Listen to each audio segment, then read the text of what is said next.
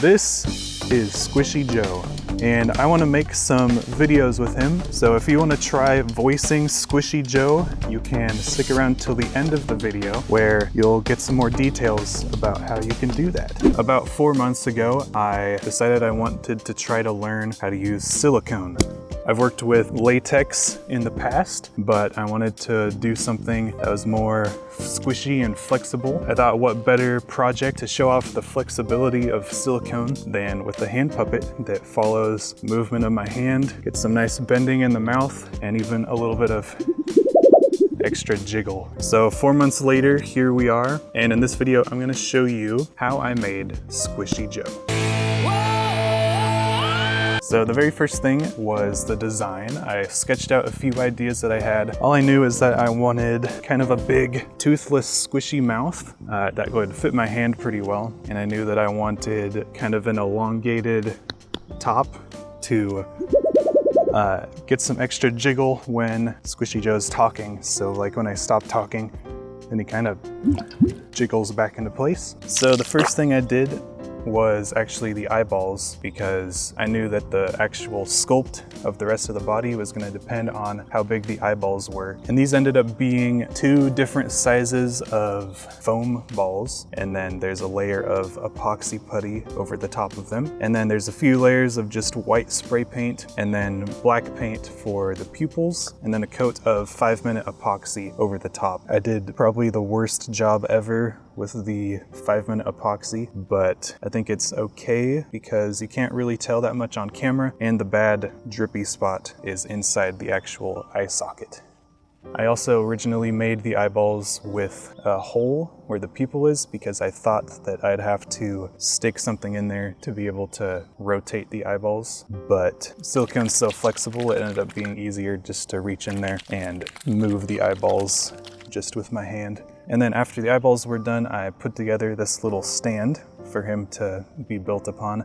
I also made a basic form for the size of my hand, just so I knew that I was making the mouth big enough for my hand to fit in there after it was all done. And then just patted it out with a bit of styrofoam to cut down on how much clay I was gonna have to use. And then I built out the entire body around the eyeballs just on the stand with some water clay. I was able to slap it together pretty quickly, and there's not a lot of detailing, but I think since he's such a cartoonish creature with like proportions that don't really make much sense, I think it's fine to not have a lot of texture work, and a lot of the texture I think was picked up later with the paint job. But after the clay sculpt was done, I sprayed it down with some clear coat, and that was just to close all the pores of the clay. And then after that, there's a layer of end dust so that when I made the mold, it wouldn't bind to the clay.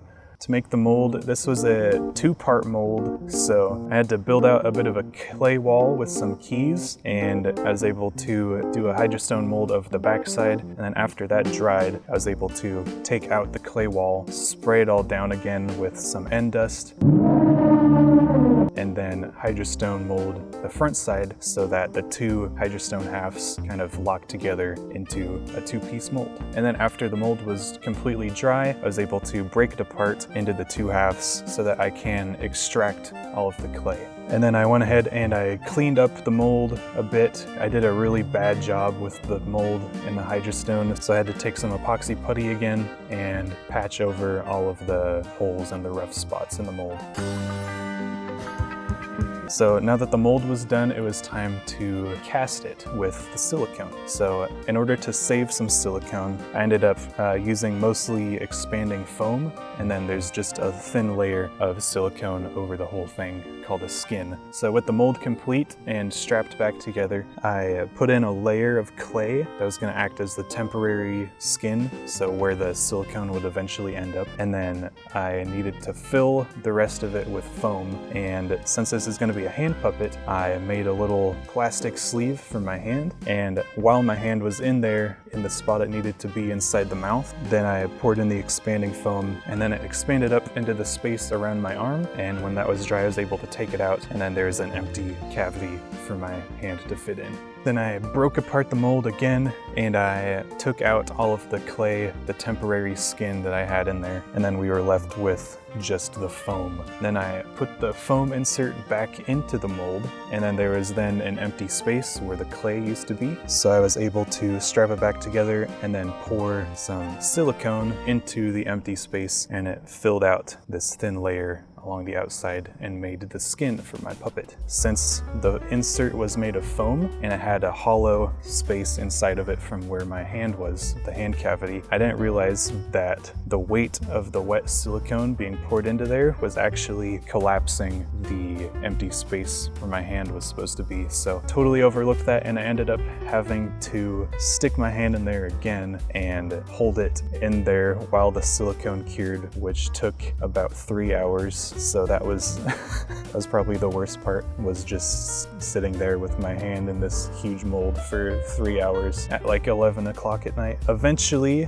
the silicone was all cured, so I was able to break apart the mold a final time. There's actually a few spots where the silicone kind of seeped into some holes in the mold and kind of binded it together, so I ended up having to break apart the back half of the mold, which is kind of unfortunate, but that just means that this guy is now one of a kind and I can't really make any more. So after demolding the silicone and the foam, I just had to trim up the seam from where the two halves of the mold came together, as well as trim out the little film that was left behind over the eyeballs, and then cut the extra foam that was at the bottom. And here's a little puppeteering test from that first demold. Then it was time to do a little bit of a paint job, so it's not just a flat skin tone silicone. So I ended up taking some normal just silicone caulk and mixing that together with either pigments or acrylic paint, and then dabbing that just all over the surface of the mold so that the two silicones bind together and it holds that color. And that took about 2 weeks to cure for some reason. I think it should have took much less time than that, but oh well. And then eventually, when I knew that the painting layer of silicone was cured, it was still a bit tacky, so I had to kind of pat it down with some baby powder to take the tackiness off, and then it was a little bit too much of a matte finish at that point, so I just took a wet wipe and kind of cleaned it off a little bit. So the baby powder took away the tackiness, but the wet wipe kind of brought back some of that shininess and like wetness. And then all that was left to do was plop in the eyeballs again, and it was really late at night, so I got some very, very cursed photographs with the flash on. I took one of the leftover epoxy drips from when I coated the eyeballs, and I super glued it to his nose so it looks like he has a little booger. And that's how Squishy Joe was made. So now this is where you come in. If you want to voice Squishy Joe, then here's how it's gonna work. I have a Discord server, and you can find it by following the link in the description of this video. And there you're gonna find a channel probably called Squishy Joe. In there you can upload a recording of what you want Squishy Joe to say or do or act out. I'm on that good cushion alcohol. Or maybe you could just come up with a scenario and let a different voice actor actually record it. And then after a bit, I'm gonna take the best recordings from there and puppeteer Squishy Joe to them for a future video. And I also have a green screen, so we can probably put Squishy Joe here in pretty much any situation we can think of. And that's it. Thank you. Projects like this take a very, very long time to make. It's thanks to the kind people over on Patreon that I can spend the time on stuff like this. So if you like the videos, consider joining the Patreon as well. You can find it in the description. Oh, this guy's heavy. All right, thank you. Bye-bye.